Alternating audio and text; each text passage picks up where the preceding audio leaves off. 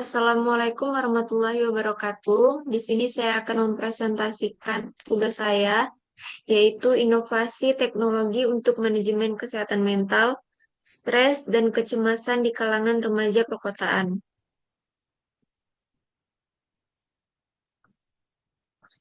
Yang pertama, yaitu keresahan masalah kesehatan mental di kalangan remaja.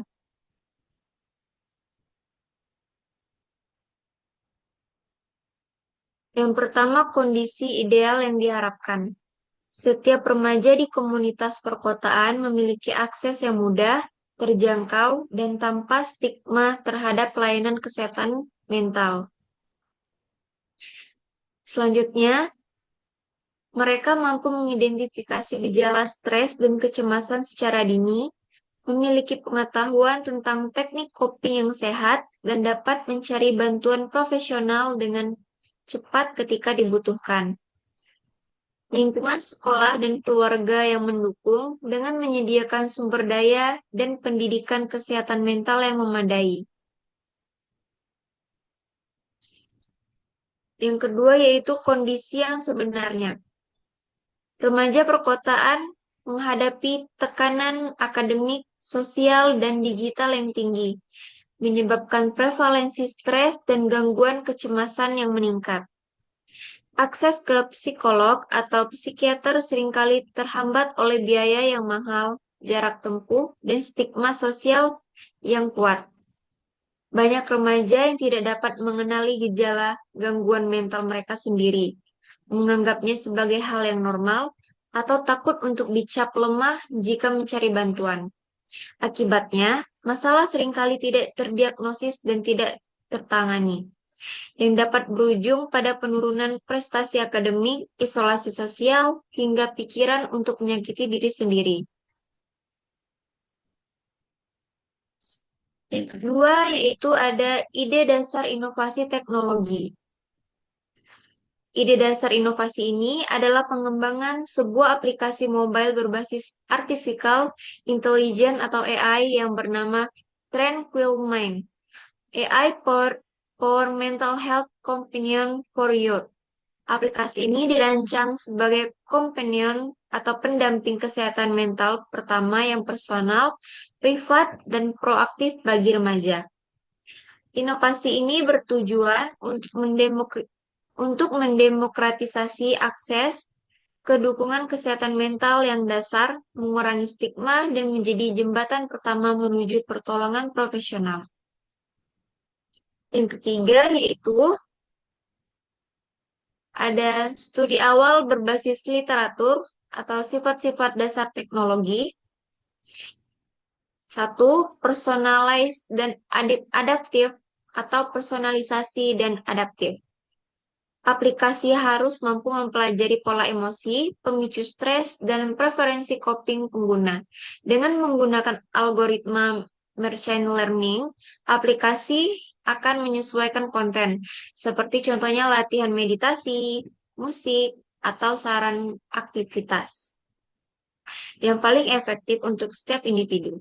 Penelitian ini menunjukkan bahwa intervensi kesehatan mental yang personalisasi memiliki tingkat keterlibatan dan efektivitas yang lebih tinggi dibandingkan pendekatan satu untuk semua.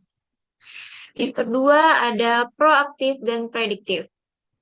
Atau ini adalah alih-alih menunggu pengguna membuka aplikasi. Teknologi ini harus proaktif dengan menganalisis input dari pengguna seperti jurnal mood dan data pasif atau dengan izin seperti pola tidur dan aktivitas fisik. AI dapat mendeteksi kemunduran kondisi mental dan mengingatkan pengguna untuk melakukan latihan menenangkan diri sebelum gejala memburuk. Sifat prediktif ini sangat penting untuk pencegahan dini. Yang ketiga yaitu ada privacy centric dan secure atau berfokus pada privasi dan keamanan. Data kesehatan mental adalah data yang sangat sensitif. Sifat dasar terpenting lainnya adalah menjamin keamanan dan kerahasiaan data pengguna. Aplikasi harus menerapkan enkripsi end-to-end penyimpanan data lokal atau opsional dan kebijakan privasi yang transparan. Kepercayaan pengguna bahwa data mereka aman merupakan prasyarat untuk kejujuran dan keterlibatan mereka dengan aplikasi. Yang keempat, ada gamifikasi dan menarik. Untuk melibatkan demografi remaja, aplikasi perlu dirancang dengan elemen gamifikasi, pencapaian, lencana, dan pelacakan progres untuk konsistensi latihan. Mindfulness dapat meningkatkan motivasi dan retensi pengguna. Pendekatan yang menyenangkan dan interaktif dapat mengurangi persepsi bahwa manajemen kesehatan mental adalah sesuatu yang membosankan atau menakutkan. Yang kelima, yaitu akses dan low cost, terjangkau dan berbiaya rendah. Sebagai penjawab masalah aksesibilitas, aplikasi ini pada dasarnya harus mudah diunduh di smartphone dan berfungsi dengan baik bahkan pada paket data yang terbatas. Model bisnis premium dapat diterapkan, di mana fitur ini atau pelacakan mood, latihan dasar, dan edukasi tersedia gratis. Sementara fitur lanjutan, konseling singkat dan profesional, program program personalisasi mendalam memerlukan biaya yang jauh lebih rendah daripada konsultasi tatap muka. Selanjutnya, yang keempat ada penerapan kerangka berpikir berdasarkan teknologi Readiness Level atau TRL 1. TKT 1 atau Tingkatan Kesiapterapan Teknologi 1, dasar-dasar prinsip dasar telah diamati dan dilaporkan. Pada tahap ini,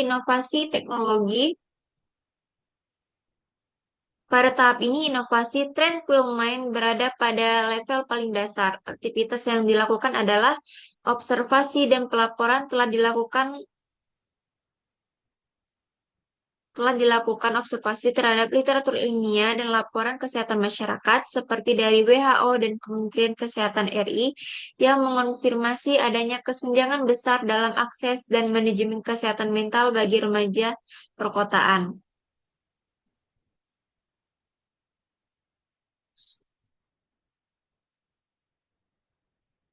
Yaitu selanjutnya formulasi ide dasar.